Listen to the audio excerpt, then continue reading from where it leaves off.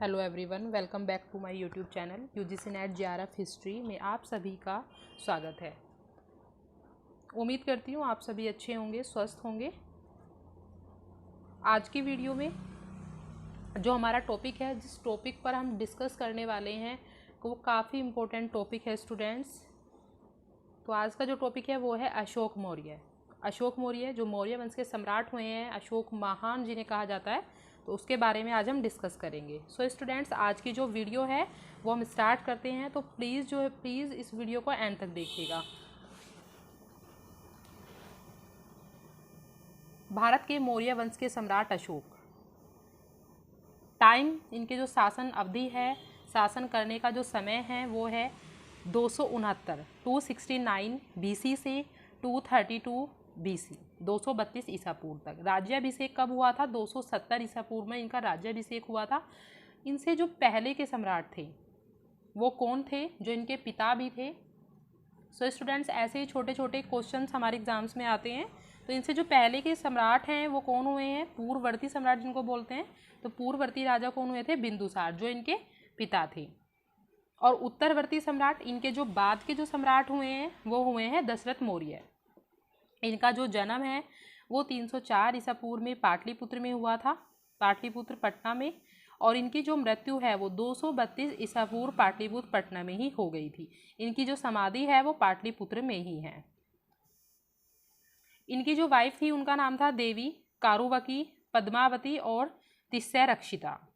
संतान, जो इनकी संतान थी वो थे महेंद्र, संघमित्रा, तीवल और कुणाल। एक बेटी और 3 बेटे थे इनके, 4 बच्चे थे। और चारुमती, एक महेंद्र, संघमित्रा, तीवल, कुणाल और चारुमती। इनका जो घराना था वो मौर्य था। पिता जो है बिंदुसार थे। और माता कौन थी? माता का नाम था इनका शुभद्रांगी, जिनको रानी धर्मा भी कहते थे। तो ये इनकी छोटे से इंट्रोडक्शन था अशोक का। अब इनके प्रारंभिक जीवन के बारे में देख लेते हैं स्टूडेंट्स। चक्रवर्ती अशोक सम्राट बिंदुसार और रानी धर्मा के पुत्र थे। जैसा कि मैं आप सभी को बता चुकी हूँ, इनके पिता का नाम बिंदुसार था और माता का नाम रानी धर्मा। लंका की परंपरा में बिंदुसार की 16 पटरानियों और 101 पुत्रों का उल्लेख है। लंका है उसकी परंपरा में बिंदुसार की 16 रानियों का और उसके 101 पुत्रों का उल्लेख है। तो इसीलिए ऐसा भी कहा जाता है कि जो अशोक मौर्य थे वो अपने 100 भाइयों की हत्या करके गद्दी पर बैठे थे, ऐसा कहा गया है।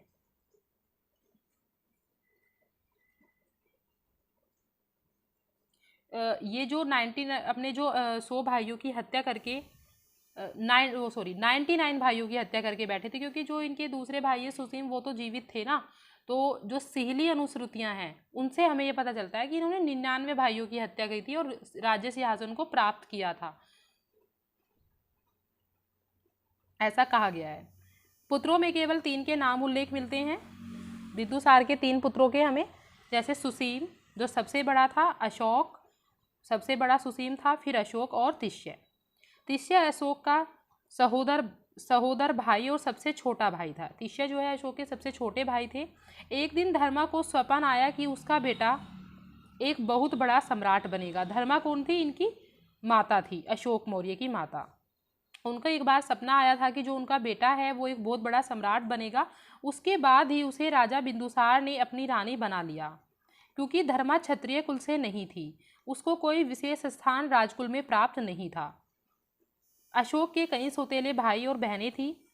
बचपन में उनमें कड़ी प्रतिस्पर्धा रहती थी, आपस में थोड़ा सा लड़ाई झगड़ा उनमें रहता था। अशोक के बारे में कहा जाता है कि वो बचपन से सैन्य गतिविधियों में प्रवीण थे, उन्हें सैन्य गतिविधियां आती थी बचपन से ही। 2000 वर्षों के बाद सम्राट अशोक का प्रभाव एशिया, मुख्यतः भारतीय उपमहाद्वीप में देखा जा सकता है। अशोक काल में उकेरा गया प्रतीकात्मक चिन्ह, जिसे हम अशोक चिन्ह के नाम से भी जानते हैं, आज भारत का राष्ट्रीय चिन्ह है, जो अशोक के काल का ही है। बौद्ध ग्रंथ के इतिहास में गौतम बुद्ध के बाद सम्राट अशोक का ही स्थान आता है। दिव्य वदान जो एक बौद्ध ग्रंथ है, दिव्य वदान में अशोक की एक पत्नी का नाम तिस्सै रक्षिता मिलता है। दिव्यवदान में हमें अशोक की एक पत्नी का नाम मिलता है तिष्यरक्षिता। उसके लेख में केवल उसकी पत्नी करुणावकी है, और जो उन्होंने अपने अभिलेख खुदवाए हुए हैं अशोक ने, उनमें सिर्फ उनकी एक ही पत्नी का नाम हमें मिलता है, करुणावकी। दिव्यवदान में अशोक के 2 भाइयों सुसीम और विगताशोक का नाम हमें विगताशोक का नाम का उल्लेख है। दिव्यवदान के अंदर अशोक के 2 भाइयों का नाम मिलता है, सुसीम और विगताशोक। स्टूडेंट्स, साम्राज्य विस्तार देख लेते हैं। अशोक का साम्राज्य विस्तार कहाँ तक था? अशोक का ज्येष्ठ भाई सुसीम उस समय तक्षशिला के प्रांतपाल थे। तक्षशिला में भारतीय यूनानी मूल के बहुत लोग रहते थे, इससे वह क्षेत्र विद्रोह के लिए उपयुक्त था।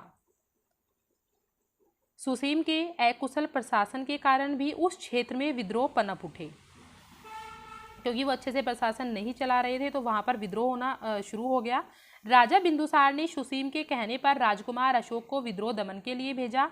अशोक के आने की खबर सुनकर ही विद्रोहियों ने उपद्रव को खत्म कर दिया और विद्रोह बिना किसी युद्ध के ही खत्म हो गया। जैसे उन्होंने अशोक की आने की खबर सुनी कि अशोक वहां पर आ रहे हैं, तो उन्होंने विद्रोह को खुद पर खुद ही खत्म कर दिया। हालांकि यहाँ पर विद्रोह एक बार फिर अशोक के शासनकाल में ही हुआ, पर इस बार उसे बलपूर्वक कुचल दिया गया था।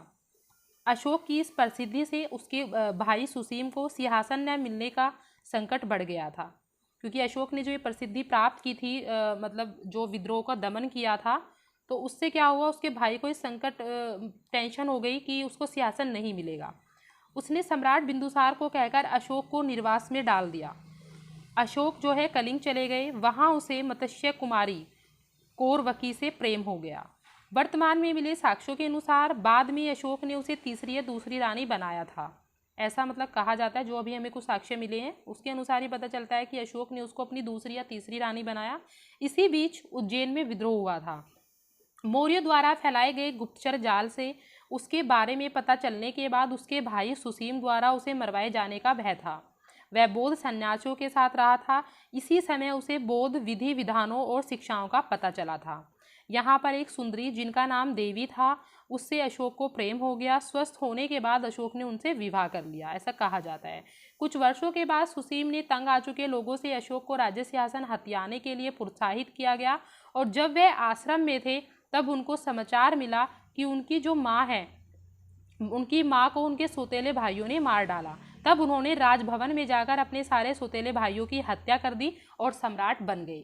तो ऐसे इन्होंने अपने राज्य सिंहासन की प्राप्ति की थी, क्योंकि इनको जब ये आश्रम में रह रहे थे, इनको निकाल दिया गया था, तो आश्रम में रहते थे। तो जब इनको पता चला कि इनके सौतेले भाइयों ने इनकी माँ की हत्या कर दी है, तो ये वहाँ पर वापस जाते हैं राजभवन के अंदर और अपने सारे सौतेले भाइयों की हत्या करके राजगद्दी को प्राप्त करते हैं। दिव्यवदान में हमें अशोक की माता का नाम शुभ्रांगी मिलता है, जो चंपा के एक ब्राह्मण की कन्या थी, और दक्षिणी परंपराओं में उसे धर्मा कहा गया है, जो प्रधान रानी थी। मतलब ऐसा उनकी माता का जो नाम था, लेकिन कुछ विद्वान उसे सेल्यूकस की कन्या से उत्पन्न भी बताते हैं अशोक को। परंतु ऐसे जो मतलब ये विषय है, ये हमें निश्चित रूप से सही नहीं कहे जा सकते। जो सीली परंपराएं हैं उनसे हमें ये पता चलता है कि उज्जैनी जाते हुए अशोक जो है विदिशा में रुका, जहां उसने एक श्रेष्ठी की पुत्री, जो व्यापारी होते हैं श्रेष्ठी उन्हें बोलते हैं, उनकी पुत्री देवी के साथ विवाह कर लिया। और उन्हीं से जब वो उनसे विवाह कर लेते हैं, तो उसी से अशोक के पुत्र महेंद्र और उनकी जो पुत्री है संघमित्रा, उनका जन्म हुआ था। इन्हीं दोनों को, महेंद्र और संघमित्रा को ही ये बौद्ध धर्म के प्रचार के लिए श्रीलंका भेजते हैं, और ये उनकी पहली पत्नी थी, ऐसा कहा जाता है। और लेकिन दिव्यवदान में उनकी एक और पत्नी का नाम हमें मिलता है, जिसका नाम है तिष्यरक्षिता, ऐसा कहा गया है।